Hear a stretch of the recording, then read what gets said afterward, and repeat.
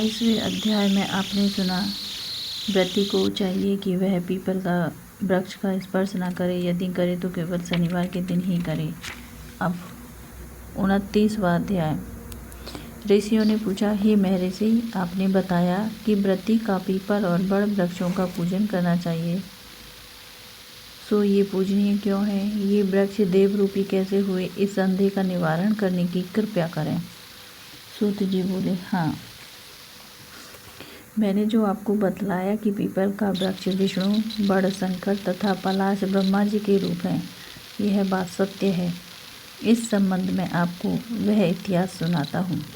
एक समय किसी उत्तम वन में भ्रमण करते हुए शिव पार्वती हास्य विलास कर रहे थे कि वह वहाँ अग्नि देवता आदि मनोविनोद के लिए ब्राह्मण का रूप धर के पहुँच गए और तरह तरह से विघ्न करने लगे। पार्वती ने विषय सुख में विघ्न करने वाले देवताओं से कहा, कृमि और कीट आदि भी विषय सुख का ज्ञान रखते हैं, उसका महत्व समझते हैं तथा उसकी मर्यादाओं का उल्लंघन नहीं करते। तुमने जो इस कार्य में विघ्न किया है, सो हे देवताओं, तुम सभी जड़ वृक्ष हो जाओ।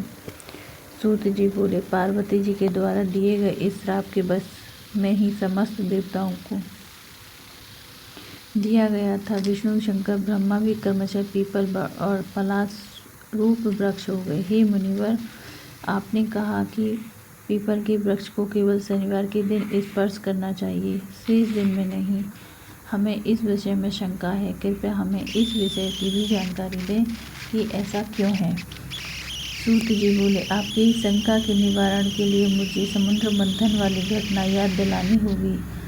समुद्र मंथन में देवताओं को रत्न मिले, उनमें कौस्तुभ मणि और लक्ष्मी विष्णु जी को प्राप्त हुए। जब विष्णु ने लक्ष्मी को अपनी भार्या बनाने की बात स्वीकार करी तो लक्ष्मी बोली, हे देव, मुझसे बड़ी बहन जब कुंवारी है तो मुझे छोटी का विवाह आप पहले क्यों करते हो? सनातन धर्म के अनुसार बड़ी बहन का विवाह होने के बाद ही छोटे का विवाह होना चाहिए।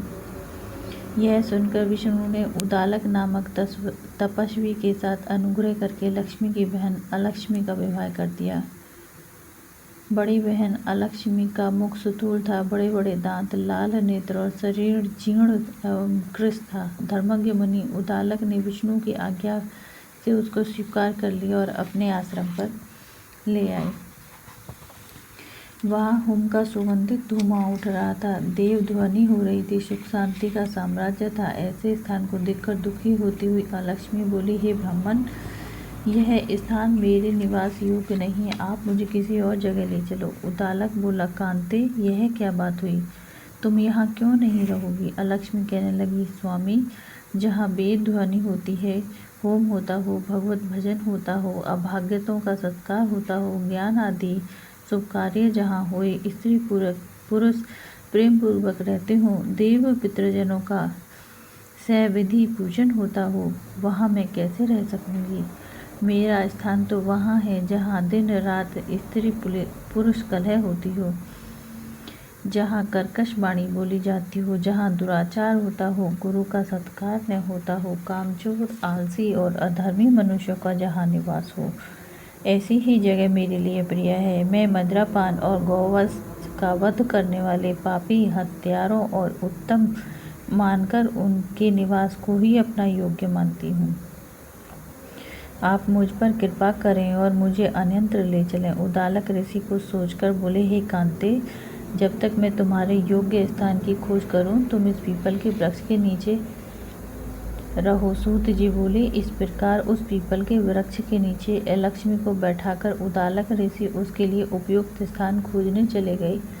अलक्ष्मी उनकी काफ़ी समय तक प्रतीक्षा करती रही, लेकिन उदालक न लौटे। अपने स्वामी का द्वारा त्यागी हुई जानकर वह पीपल के वृक्ष के नीचे बैठी विलाप करने लगी। उसके विलाप और रुदन से बैकुंठ में विराजी लक्ष्मी जी व्याकुल हो उठी।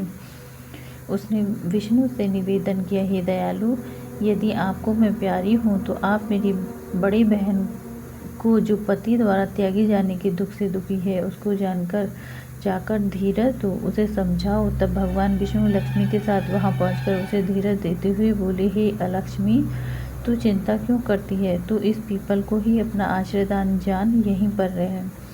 यह मेरी अंश से उत्पन्न है, मेरा ही रूप है और यहीं पर रहे। यह मेरे अंश से, मैंने तुझे यह स्थान दिया। प्रतिवर्ष कार्तिक पूर्णिमा को यहाँ पर तेरा पूजन होगा। जो व्यक्ति तुम्हारा पूजन पीपल के नीचे आज के दिन करेंगे,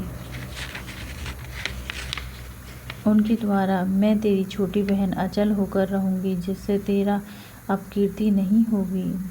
अब स्त्रियों द्वारा आज के दिन धूप दीप से तुम भी पूजित होगे, और जो प्रति शनिवार के दिन पीपल का सूत लपेटकर तुम्हारा पूजन करेंगे, उनके मनोरथ सिद्ध होंगे। हाँ, रविवार के दिन जो तुम्हारा स्पर्श करेगा वह दरिद्रता को प्राप्त करेगा। ऐसा कह के भगवान विष्णु लक्ष्मी सहित चले गए। अलक्ष्मी वहाँ रहने लगी। सूत जी बोले, मैंने श्री कृष्ण, सत्यभामा और नारद और पृथु के मध्य संवाद को आप लोगों को सुनाया है। समस्त ऋषिगण अपने जिज्ञासा को शांत करके आनंदित हो उठे। वे सब वहाँ बद्रिकाश्रम दर्शन करने हेतु चले गए। इस पवित्र ज्ञान से परिपूर्ण कथा को जो भी मनुष्य पढ़े सुने, वह पापों से दूर होकर अपने जीवन को सुखमय बनावे। 30वां अध्याय।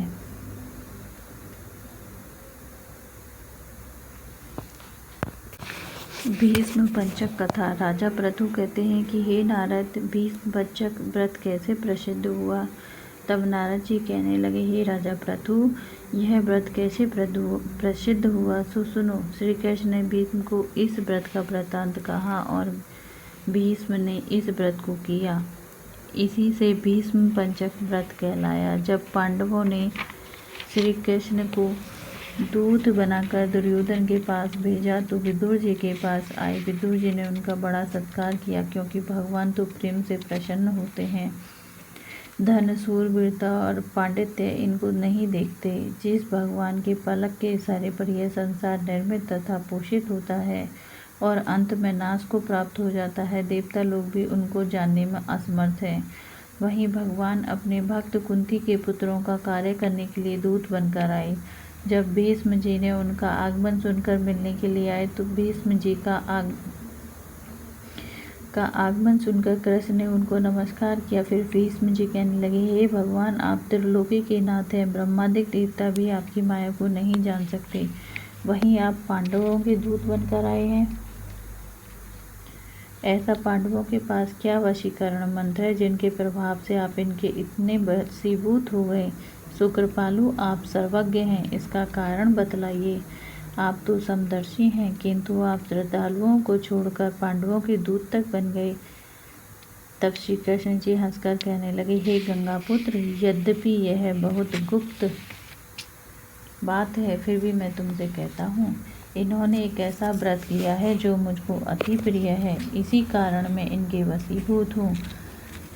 अब मैं तुम्हारे प्रश्न का उत्तर देता हूँ। पूर्व काल में उज्जैन नगरी में 5 ब्राह्मण थे, जिनके नाम कवि, शुचि, दृढ़, दंत और हंस थे। पांचों ही वेदों को जानने वाले रूपवान युवा अवस्था को प्राप्त हो गंधर्व विद्या में बड़े प्रवीण थे।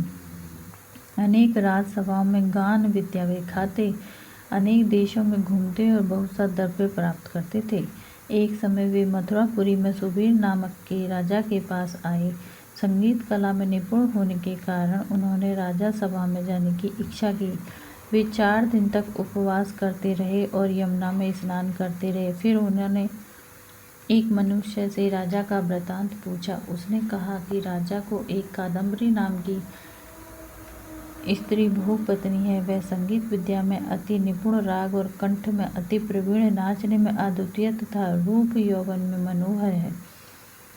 प्रतिदिन राजा के सामने एकांत में नाचती और गाती है। ऐसा सुनकर जहाँ पर नृत्य ताल का शब्द होता था, वह स्थान के पास जाकर खड़े हो गए और राजा के पास आने जाने वालों से कहने लगे कि दुख की बात है, राजा के समीप कोई नृत्य कला को जानने वाला नहीं है। बीड़ा में 2 तार ढीले हैं, 2 तार बराबर नहीं है, बाजे में नृत्य शुद्ध नहीं है। इसी प्रकार की बातें सुनकर किसी ने यह वृतांत जाकर राजा को सुना दिया।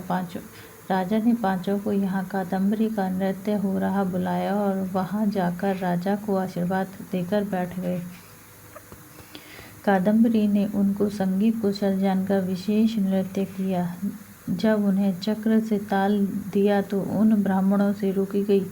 उसने एक चक्र छोड़ा, ताल दिया, चक्र खंडित नहीं हुआ। इस पर कादम्बरी भी उनका गुण देखकर ब्राह्मण भी दुखित हो बाहर आए और कादम्बरी भी लज्जित, काम वशीभूत घर के अंदर उदासीन होकर रह गई। फिर चोरी से एक सखी को ब्राह्मणों के पास भेजा और उनको यह संदेश दिया कि तुम पांचों में से एक एक प्रतिदिन आकर मुझे एकांत में अपनी विद्या और गुण दिखाओ। ग्राम से दूर उत्तरी कोण में यमुना के तट पर जन रहित लता सहित एक अनंत नामक तीर्थ है। वहाँ पर पांचों में से एक एक करके आना। मैं भी वहाँ पर आऊँगी और वीणा राग की कुशलता दिखाऊंगी।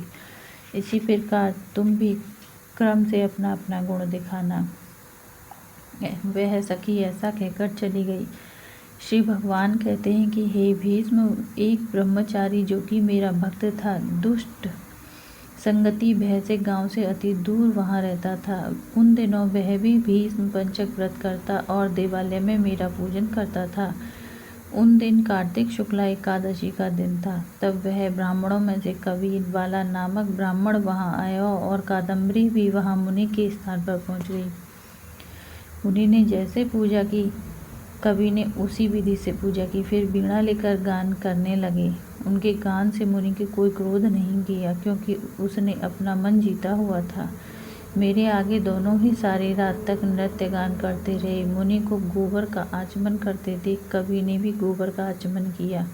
प्रातःकाल होते ही कादम्बरी राजा के पास गई। मुनि संगति से उसके सब पाप नष्ट हो गए थे। द्वादशी दिन कवि अपना सब दान कर विरक्त हो गया। दूसरे दिन सूची आया और उसने भी उसी तरह मुनि को देखकर हमारा पूजन किया और रात भर कादम्बरी के साथ नाच तथा गान करता रहा। मुनि को गौमूत्र का आचमन लेते देख उसने भी गौमूत्र का आचमन किया और प्रातः अपना सब धनादि देकर वह भी विरक्त हो गया और कहने लगा, जिस तरह कादम्बरी का नृत्य गान रूप देखकर मुनि का मन विचलित नहीं हुआ, उसी प्रकार अपने मन को वश में रखना चाहिए।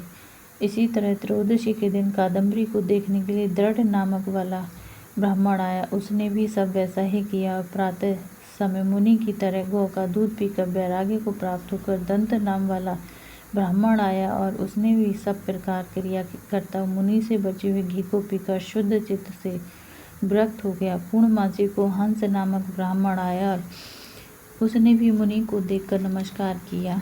ऐसे हंस नामी उस ब्राह्मण ने सत्संग से हमारी पूजा की और मुनि के बचे हुए दही को खाकर विरक्त हो गया और धनादि देकर तीर्थ यात्रा को चला गया। राजा ने कादम्बरी का मंदिर में जाना सुनकर उसको मकान में बंद कर दिया और वह मंदिर में नहीं जा सकी। हमारे सामने कार्तिक में गायन करने से कादम्बरी द्रौपदी हुई और हंस नाम का ब्राह्मण कार्तिक के महीने में आंवले के नीचे श्राद्ध करने से युधिष्ठिर हुआ। एकादशी के दिन जागरण करने से कवि नाम का ब्राह्मण मेरा अंश अर्जुन हुआ। सुचि सहदेव और दंत नकुल हुए। महापराक्रमी दृढ़ भीमसेन हुआ। इस व्रत के प्रभाव से ही हम इसके वशीभूत हैं। अब तुम्हारे इस व्रत के करने से यह व्रत पंचक कहलाएगा। जो कोई मथुरा में इस व्रत को करेगा उसको हम स्वर्गलोक, ब्रह्मलोक, विष्णुलोक तथा वैकुंठ लोक भेज देते हैं। नारद जी कहते हैं कि इस व्रत का वृतांत सुनकर भीष्म जी अति प्रसन्न हुए और सदैव वर्ष के वर्ष इस व्रत को करते रहे। इसी कारण इस व्रत का नाम भीष्म पंचक हुआ।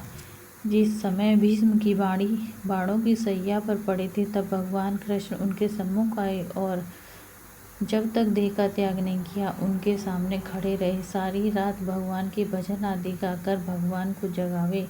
ब्रह्म कूर्चक व्रत धारण करके पीपल, तुलसी और आंवले का विधिवत पूजन करे। दही, चावल, गन्ना, मूली इनका दान करे। सूत से आंवला और पीपल को लपेटे। पूर्णिमा को श्राद्ध करे। श्रद्धा अनुसार ब्राह्मण को भोजन करावे, दक्षिणा दे। बोली कार्तिक महात्म्य की जय। बोली भीष्म पंचक की जय।